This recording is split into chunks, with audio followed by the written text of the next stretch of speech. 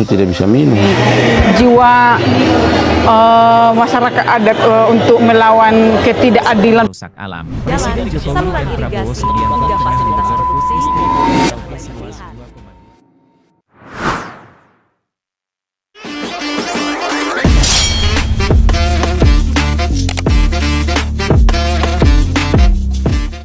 Hai guys, sebelum kita mulai podcast ini, izinkan kita buat buka podcast ini dulu ya. Tolong kencangkan sabuk pengaman kalian karena topiknya agak rawan dan buat saling cedek banget. Santai aja. Kita di sini bukan mau adu jawab ya enggak guys? Ya betul. Karena mungkin kita bakal ada suara aja sih. Oke, jadi agenda hari ini kita bakal ngomongin food estate di Merauke. Sama kamu ya, bagaimana sih pendapat kamu itu tentang food estate di Merauke ini? Apa kamu ngedukung?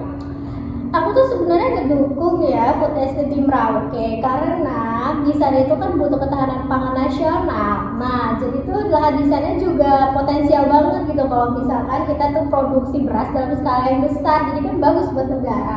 Tapi ya sih, masalahnya tuh bukan cuma produksi berasnya. Masyarakat ada di sana tuh banyak yang nggak pernah diajak ngomong tau.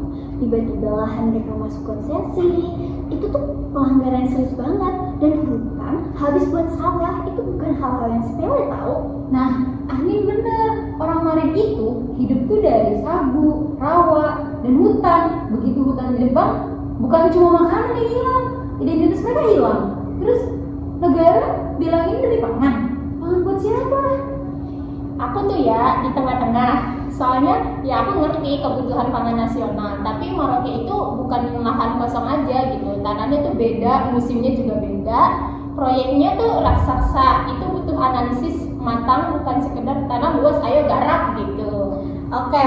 Nah, aku nih ngerti ya soal masyarakat adat, tapi kan bisa dibina loh. Bisa dikasih pelatihan jadi petani modern lagi ya. Lapangan di sana juga butuh pekerjaan. Sih, kamu ngomongnya kayak pembangunan itu pasti menguntungkan ya. Faktanya tuh di banyak tempat masyarakat lokal cuma kasih kerja serabutan, upah rendah, tanahnya hilang. Coba deh kamu bayangin, kehilangan tanah adat itu bukan kayak kehilangan halaman rumah, tapi hilang seluruh sistem hidup lah ya. Benar juga sih. Dan soal pelatihan kamu sebut ini, siapa bilang mereka mau beralih jadi petani sawah? Loh, nggak bisa dong. Kamu tuh nggak bisa bilang cara ini hidup mereka kurang modern, lalu maksa mereka ikut proyek nasional, itu nggak bisa banget tau sih. Nah, menurut aku ya, ini tuh bukan maksain, bukan cuma bilang mereka tuh harus adaptasi gitu. Nah, kita tuh negara yang besar, kalau kita punya daerah punya preferensi sendiri, itu kapan maju? Sih, justru karena kita negara besar, pendekatannya itu harus beda-beda, jangan seragam. Kayak Merauke itu kan kayak sagu, umbi-umbian, dan pangan lokal lainnya. Kenapa harus dipaksa buat jadi sentra beras? Kenapa nggak kembangkan pangan yang memang cocok sesuai sama Merauke-nya gitu? Benar banget kata dia. Ini poin pentingnya. Diversifikasi pangan itu jauh lebih logis kalau terus kejar beras. Yang food estate bakal terus nabrak ekologi dan bahkan adat-adat setempat. Ya, aku ngerti sih, tapi kan masalahnya di sini ya, pemerintah itu kan pengen beras karena beras itu kan kebutuhan utama mereka. Tapi siapa bilang beras itu satu-satunya pangan? Nih, justru di Merauke sagu itu lebih stabil, lebih tahan perubahan iklim, lebih cocok budaya. Kalau negara mau kuat pangan, jadikan sagu komoditas nasional, bukan maksa sawah di tanah yang gambut. Dan ingat, food estate itu sebelumnya banyak loh yang gagal, kayak tanah gambut kering jadi mudah kebakar, air susah diatur, hasil panen jadi sering gak stabil gitu. Jadi secara teknis aja ini udah rawan. Kalau rawan, ya bisa diperbaiki dong. Teknologi kan bisa bantu. Nih, ketika kamu ngomong teknologi apa sih yang bisa ganti hutan yang hilang? Coba. Terus atau budaya-budaya yang emang udah ada dari dulu yang rusak gimana? Atau konflik lahan Kalau pakai drone buat restoran itu semua siapa? Ya nggak gitu kan maksudnya. Intinya masalahnya ya bukan teknologi, tapi keputusan dari atas yang nggak pernah nanya ke orang bawah. Nah, kalau masyarakat adat nggak mau proyek itu seharusnya diberhentiin atau diganti, gitu bentuknya. Aku rasa ya jalan tengahnya tuh ada. Food estate boleh, tapi ya jangan dipaksain jadi sawah raksasa gitu. Bikin sektor pangan yang sesuai sama ekologi setempat Merauke-nya gitu. Libatin, yang pertama itu kayak libatin masyarakat adat dari awal. Kalau mereka bilang enggak, ya cari lokasi lain gitu. Kalau mereka bersedia, ya desanya harus mereka yang nentuin bareng sama pemerintah gitu. Jangan pemerintah netapin sendiri aja. Kalau model gitu ya, aku sih keberatan. Yang penting kan ketahanan pangannya itu kan tetap jalan gitu loh. Iya, asal bukan berarti pangan nasional sih, apalagi mengorbankan rakyat lokal. Karena kalau itu bukan pembangunan guys, itu tuh penindasan.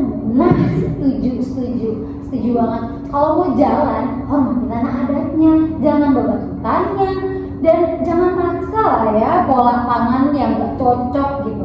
Masyarakat lokal tuh harus tetap punya kontrol atas hidupnya sendiri gitu loh. Oke. Aku paham nih poin kalian, tapi mungkin memang bukan soal pro atau kontra, tapi soal cara negara itu gimana ngejalaninnya. Nah, itu nggak semua kebijakan besar itu harus berakhir konflik kok. Kalau transparan, inklusif, dan berbasis ekologi kan justru bisa jadi contoh pembangunan yang adil gitu.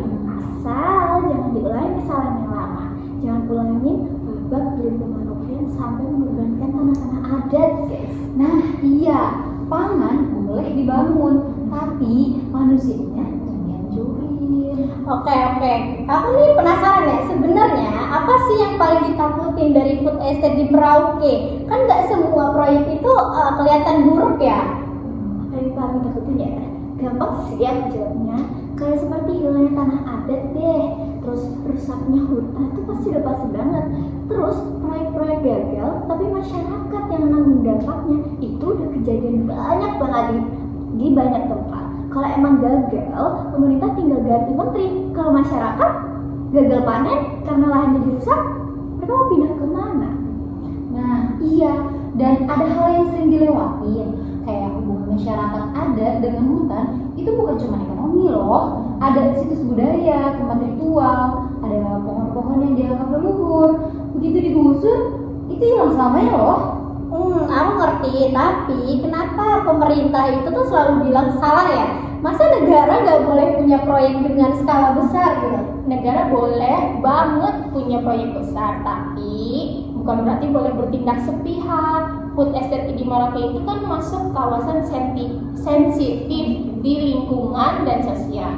Proyek kayak gini tuh harus lebih hati-hati daripada proyek infrastruktur biasanya. Dan jangan lupa nih, Merauke itu salah satu tempat dengan biodiversitas tertinggi di Papua bagian selatan. Begitu hutan hilang, hewan-hewan endemik hilang, tanah gambut rusak, kebakaran gampang terjadi. Itu bahaya yang benar-benar serius banget tau.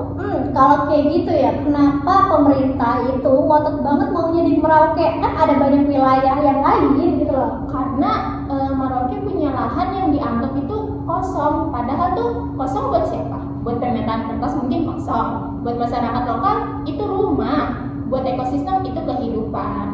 Nah, dan jangan lupa sejarah. Masyarakat di sana udah trauma nih dengan proyek-proyek besar yang gagal atau merugikan mereka ya. Jadi kalau muncul proyek baru ya wajar aja sih kalau mereka tuh waspada. Oke. Itu menurut kalian nih berarti food estate itu sama sekali nggak boleh ada di Merauke gitu. Nah, bukan nggak boleh, tapi kalau bentuk kebijakan atau proyeknya itu seperti sekarang, ya tentu aja dong kita menentang keras karena itu perampasan daripada lahan-lahan milik lokal. Itu tuh nggak etis tau. Tapi kalau bentuknya berubah total, mungkin itu bisa dipertimbangkan sih. Nah, bahkan ya gak harus food estate-nya, bisa model lain, agroforestry, pengelolaan tanah lokal, industri sagu, atau pertanian kecil menengah yang masyarakat punya kontrol. Aku sepakat ya, kalau tujuan negara adalah pangan, banyak kok cara lain selain sawah besar. kita bisa dorong sagu sebagai komoditas nasional, bikin pusat riset sagu, bikin pasar yang mendukung pangan non beras. Nah, tapi nih guys, apakah pangan lokal itu bisa memenuhi kebutuhan nasional? Dan konsumsi beras itu kan gede banget gitu loh. Itu kan karena negara terus-terusan bikin kita bergantung sama beras gitu. Padahal pangan itu budaya juga. Kalau diversifikasi berhasil, permintaan beras itu turun. Itu mengurangi tekanan. Jadi nggak semua solusi itu butuh sawah baru loh. Nah, dan justru diversifikasi itu lebih tahan tahu terhadap krisis. Kalau misal satu komoditas gagal, kemudian komoditas lain masih aman, itu strategi yang lebih masuk akal tau sih. Masuk akal juga sih menurut Anin. Tapi ya, kalau aku mikir gimana kalau pemerintah itu tetap mau jalan gitu kan, realistisnya itu proyek besar, nah terus jarang terjadi juga, cuma karena protes aja gitu loh. Kalau mereka maksa, itu berarti konflik bakal makin besar gak sih? Orang lokal tuh bisa kehilangan lahan ya, dan itu bisa jadi ketegangan jangka panjang nih. Kayak ini tuh bukan soal aktivitas marah, ini soal masyarakat yang kehilangan ruang hidupnya. Dan kamu harus tahu guys, kalau konflik makin besar, pangan gak akan muncul, yang muncul malah masalah-masalah baru. Aku mau jujur aja nih ya, kalau pemerintah mau jalan, minimal ada 3 hal yang harus dipatuhi. Kayak pertama nih, persetujuan masyarakat adat. Jadi bukan formalitas aja, jadi kayak bener-bener tanya ke mereka gitu. Yang kedua, nggak menyentuh hutan primer dan tanah gambut, itu batas mati. Terus yang ketiga itu desain proyek dari bawah, bukan dari Jakarta. Biarkan masyarakat Marokenya itu yang nentuin apa yang cocok dan apa yang enggak, soalnya kan mereka yang lebih tahu gitu loh. Oke, kalau gitu nih, aku sih dukung ya. Intinya harus ada batasan dan perbaikan. Jadi tuh aku bukannya mau proyek buta kok. Jadi tuh cuma pengen pangannya itu aman. Dan kita tuh cuma ingin ya manusia dan budaya itu gak dihancurin atas nama pangan. Nah, kalau dua itu bisa ketemu, aku tuh yakin jalan keluar itu pasti ada. Oke, setidaknya hari ini kita ngobrolin lebih dalam daripada argumen pro dan kontra yang bisa dapat. Iya ya, soalnya ya masalahnya itu kompleks dan kalau mau diselesaikan itu tuh semua suara tuh harus didengar gitu. Iya sih, aku setuju ya. Nah, aku sendiri tuh jadi lebih ngerti kenapa masyarakat Merauke itu menolak. Kalau misalkan negara mau jalan, ya harus bijak dong. Kalau misalkan negara nggak mau jalan, ya bakal jadi babak belur lagi kayak proyek-proyek sebelumnya. Ya, dan semoga kali ini sih ya semua orang yang di Merauke itu gak cuma jadi catatan pinggir aja. Oke, cuma kan aku ya agak kesel ya karena kalian tuh ngomongnya soal negara tuh sengaja ya mau merusak masyarakat adat. Padahal kan niat baiknya itu ada gitu buat pangan nasional. Masa semua niat pemerintah itu harus dicurigain gitu loh. Oke sih, kalau kamu ngomong kayak gitu, kamu jangan naif banget dong. Kalau emang mikir niat baik aja cukup, itu tuh sebenarnya nggak cukup. Banyak kok proyek di Indonesia itu niatnya baik, tapi buktinya apa? Eksekusinya kacau rekan-rekan. Niat baik nggak ubah fakta kalau lahan adat bisa hilang, hutan ditumbangin, dan masyarakat dirugiin tentunya. Nah, tapi nih jangan semuanya disamain. Kan pemerintah tuh sekarang juga ada belajar dari kesalahan. Belajar dari kesalahan ya? Kapan? Waktu itu di Merauke aja dibeban perusahaan sawit loh. Waktu proyek food estate sebelumnya gagal panen dan hal jadi rusak. Jangan ngomong pemerintah belajar kalau buktinya tuh gak ada ya gak sih? Jangan gitu juga dong. Kamu tuh ngomongnya seolah pemerintah jahat banget gitu loh. Kayak jahat semuanya gitu. Dipikir-pikir ya, negara tuh bisa jalan kalau tiap kebijakannya itu nggak diblok gitu loh. Ini kita di sini nggak ada yang bilang pemerintah itu jahat, tapi kebijakan itu harus dikritik untuk selanjutnya yang lebih baik. Kalau emang nggak mau dikritik, ya jangan bikin kebijakan dong. Apalagi di tanah orang lain yang tanpa izin. Lah, kan ada izinnya, ada surat-suratnya juga. Surat dari siapa? Dari perusahaan? Dari bupati? Itu bukan izin yang sah. Kalau masyarakat adat nggak setuju, ya tanah adat itu bukan birokrasi kertas. Itu hubungan leluhur. Kamu tuh nggak cuma bisa ganti dengan tanda tangan pejabat aja ya.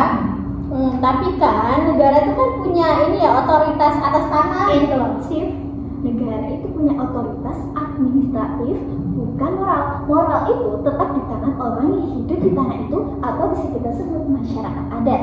Jangan lupa Indonesia itu negara yang mengakui masyarakat adat. Baca deh Undang-Undang Dasar. Iya sih aku tahu banget gitu. Tapi kan negara harus mikir skala nasional. Kalau misalkan semua daerah itu pakai alasan adat buat nolak pembangunan, kapan kita majunya? Siva, itu pernyataan paling sering bikin konflik. Kapan kita maju kalau adat terus dipertahanin? Kamu tuh harus sadar gitu. Yang bikin negara maju itu bukan menghapus adat, tapi menyesuaikan pembangunan dengan kearifan lokal. Banyak kan negara maju yang justru kuat melindungi komunitas asli mereka. Tapi kan kamu semua ini ngomongnya kayak yang pemerintah terus itu nggak mikir gitu. Mereka tuh pasti punya ini loh kajian gitu loh. Coba, kajiannya mana nih? Yang copy paste, yang nggak terlalu lapangan, yang bilang mana cocok buat salto datang, yang gambut yang benar-benar tebel. Jangan pura-pura teknokratis deh. Banyak tau food estate gagal karena kajian yang asal-asalan. Kamu tuh terlalu sinis nih. Aku realistis aja sih. Kalau mau bukti, bisa kok kita tunjukin laporan gagal panen kebakaran gambut dan konflik-konflik lahannya itu bukan sinis, itu realitas sih Pak. Nih, kamu ya sih juga nggak melihat sisi dari manusianya sih. Orang di Merauke itu bukan statistik, bukan populasi yang bisa dipindahkan. Mereka punya dunia sendiri loh. Kamu tuh minta mereka ganti gaya hidup, terus kayak demi target nasional ya, yang bahkan belum tentu tercapai nih. Jadi tuh apa gitu loh, kita biarin aja nih satu daerah ini tidak berkembang gitu, atau kita biarin aja lahan itu tidur atau gimana? Lahan tidur sih, itu lahan yang dipakai ribuan orang buat berburu, meramu, berkebun dan ritual. Yang nyebut itu lahan tidur cuma orang kantor yang lihat peta dari satelit. Kamu tuh harus turun lapangan kalau mau ngomong kayak gitu. Ya aku kan nggak bilang itu tuh paling ngerti lapangan ya, tapi kan negara tuh harus mikir gitu loh, mikirnya tuh dalam jangka panjang. Justru itu jangka panjangnya, yang artinya jangan bikin kerusakan permanen demi hasil jangka pendek. Food estate di atas tanah gambut itu waktu sih, dimana kebakaran, gagal panen itu bukan masa depan tau. Dan jangka panjang untuk masyarakat adat berarti tetap punya hutan ya. Ya kamu tuh masa depan mereka jadi apa? Buruh kontrak di proyek negara yang sewaktu-waktu ditutup. Kalian nih selalu fokusnya ke yang buruk-buruk terus. Karena kita belajar dari kasus nyata, bukan mimpi. Ya kalau mau proyek besar ya harus siap dengar kritik besar juga lah. Ya harus setuju banget sama dia. Dimana pembangunan itu bukan agama yang nggak boleh dipertanyakan. Dan kalau mau negara dihormati, negara juga harus sih menghormati rakyat yang paling pinggirnya. Aku ngerti poin kalian, tapi semuanya itu harus ngerti kenapa pemerintah tuh pengen jalan. Kita kan nggak cuma bisa mikir lokal terus gitu loh. Dan kita juga nggak bisa mikir nasional sambil nginjek hak lokal sih. Negara itu bukan cuma Jakarta, Merauke juga Indonesia loh. Aku ngerti banget kenapa kamu keras banget soal ketahanan pangan sih. Itu emang isu Swiss ya buat sekarang. Tapi aku juga nggak bisa tutup mata nih soal laporan-laporan lapangan dan bukti-bukti nyata yang bahkan itu bukan asumsi lagi sih. Aku tuh bukan ngegas ya, cuma kan kadang nih aku tuh mikir gitu loh, kalau Indonesia tuh terus bergantung sama impor itu juga jadi masalah yang besar gitu. Tapi nih ya mungkin nih aku terlalu fokusnya ke skala yang besar gitu ya, jadi sampai nggak melihat kondisi lokal-lokal yang lain. Hey, kita semua sebenarnya maunya ya sama, rakyat yang kelaparan, alam nggak hancur, dan orang adat tuh nggak disingkirkan ya. Masalahnya tuh cara. Kalau caranya salah, hasilnya juga itu salah. Ya tenang dulu. Kayaknya kita udah mulai nyentuh titik pentingnya nih. Konsep food estate itu kan bisa secara teori bermanfaat ya.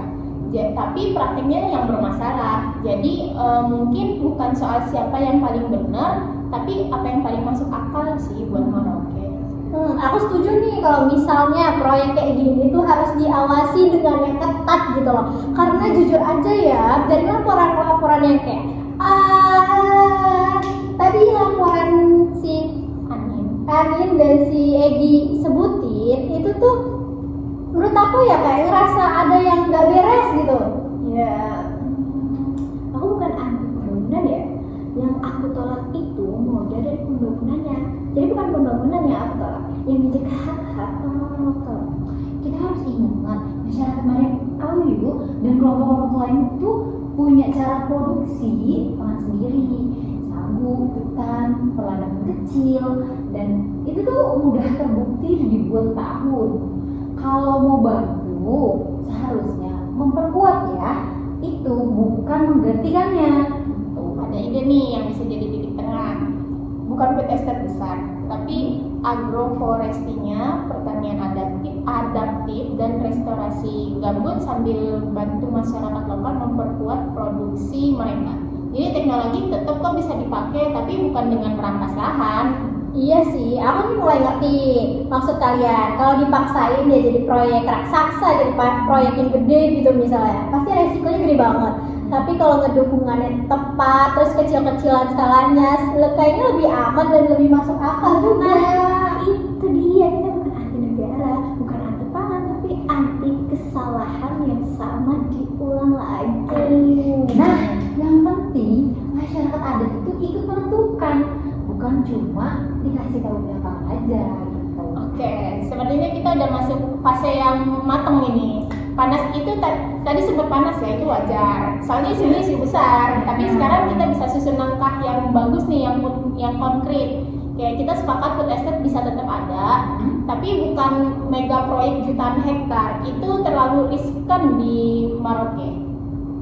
Nah, solusi konkretnya itu kayak batas maksimal 200 sampai 500 hektar per klusternya, lokasi berdasarkan studi lahan, kayak dilihat tanahnya, airnya, gambut, budaya pangannya, kayak nggak boleh ngebuka hutan primer atau gambut dalam. Operasi juga lebih menyerupai kebun pangan terpadu, bukan sawah masalahnya. Oke, aku nih bisa nerima ya maksud dari Tia, kayak skalanya kecil tapi intensif gitu. Terus juga produktivitasnya tetap bisa naik gitu. Gak ada proyek apapun tanpa keputusan musyawarah masyarakat adat, titik.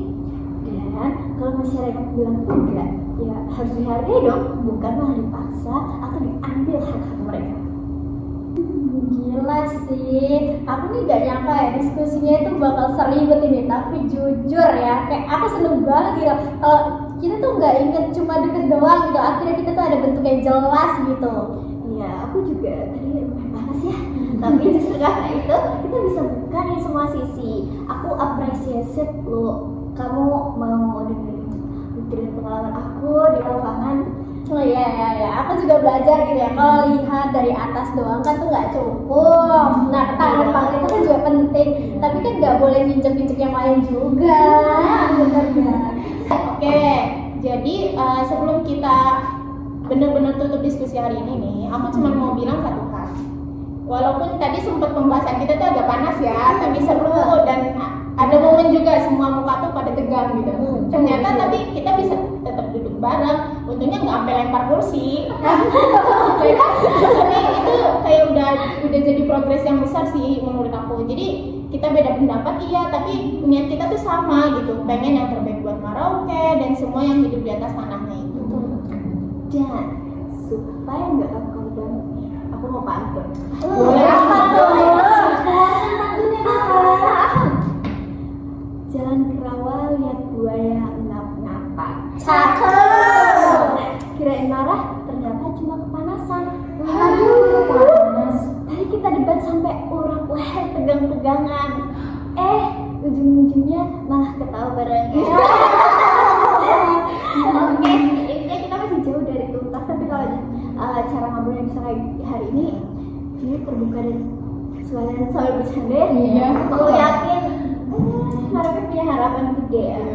Kita pulang mungkin bawa satu kesalahan kecil. Emang pembangunan itu boleh besar, tapi hatinya harus tetap manusiawi. Oke, itu aja dari kita. Terima kasih semuanya yang tadi sempat panas, yang tadi sempat nonton, yang sempat nyanyi bisa dilanjut lagi, tapi dengan diskusi yang lebih banyak. Yang lebih seru. Dan kalau tegang bisa sambil minum. Betul. Oke. Sekian.